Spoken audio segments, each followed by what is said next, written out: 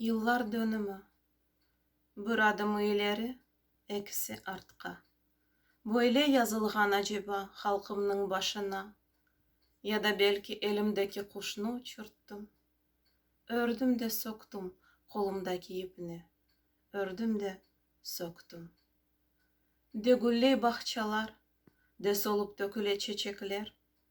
Tünevinki dostlar ecnebi bayrak koterdiler.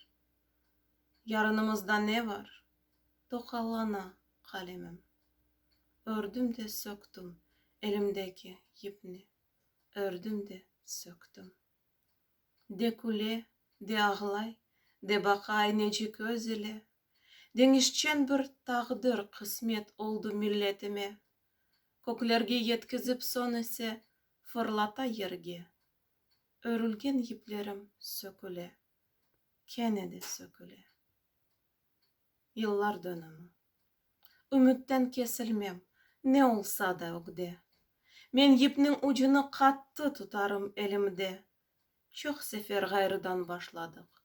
Başlarmız daha bir kere. Kolumdaki ipim, yanı örneklerini öre.